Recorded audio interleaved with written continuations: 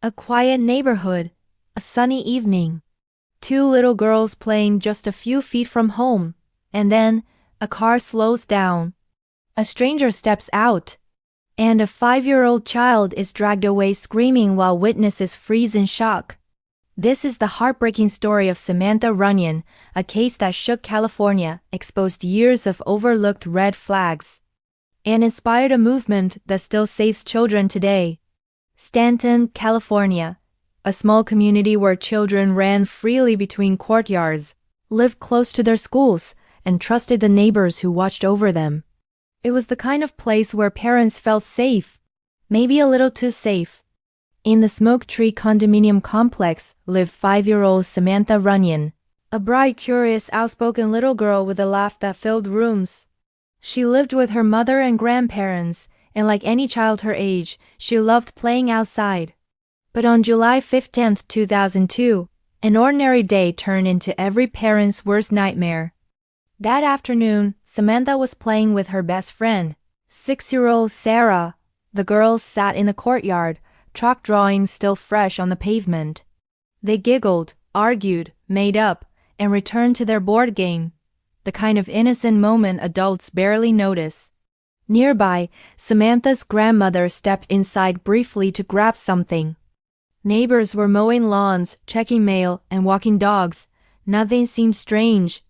Except one thing. A green car slowly drove past the courtyard. Sarah noticed it first. She watched it disappear behind the buildings, and then returned just a minute later. This time it parked. A man stepped out. The man approached the girls with a friendly smile, the kind that makes adults suspicious, but children trusting. He said he had lost a puppy. He asked if they had seen it. He leaned forward, pretending to look under the table where the girls were playing. Samantha, naturally helpful, naturally trusting, bent forward slightly, answering politely. That simple movement was all he needed. In an instant, the man grabbed Samantha's arm with terrifying force. She screamed, she kicked, she fought. She yelled, "Go get my grandma, help me." But her little body was no match for him. He lifted her off the ground and carried her toward the car as she struggled and begged. Sarah froze, then ran screaming toward the apartments. When Sarah reached Samantha's grandmother, she could barely speak. Neighbors rushed outside, shouting Samantha's name. Someone saw the green car speeding away. Another person heard the scream but didn't see the direction. Parents burst from their homes, terrified and helpless. Police were called within minutes, and a clock began ticking, a clock investigators knew might already be too late. But the most important clues were coming from the only person who saw the man up close, 6-year-old Sarah.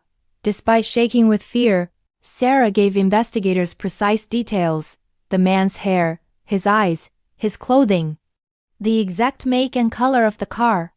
She even described the way he spoke, calm, almost casual. Using her information, police created a composite sketch. It was so accurate that when it aired on TV that night, one woman recognized the face instantly. She called police and said, "I know this man. He's dangerous." His name was Alejandro Avala, 27 years old, with a disturbing history no one had taken seriously enough. While police raced to identify the suspect, a man walking his dog near Lake Elsinore, nearly 50 miles away, discovered a horrifying scene.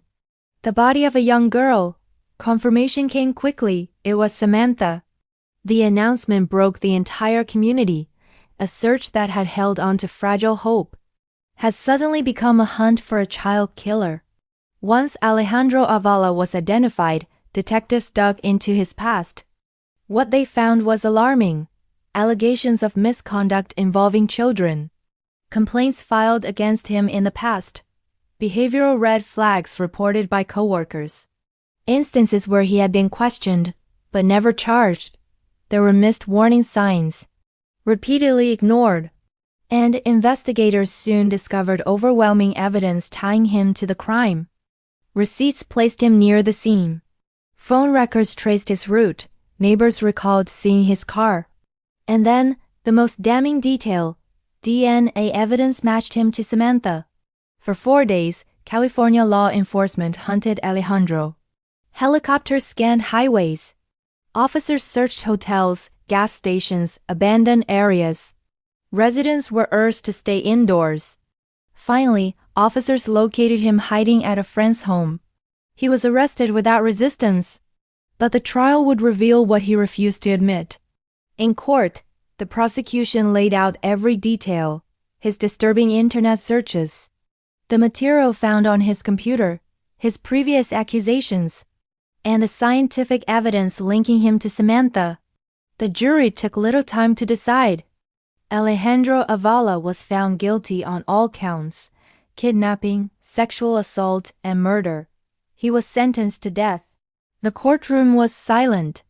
But for Samantha's family, it was the first moment they could breathe again. Samantha's mother, Erin Ryan, refused to let her daughter's death be the end of her story.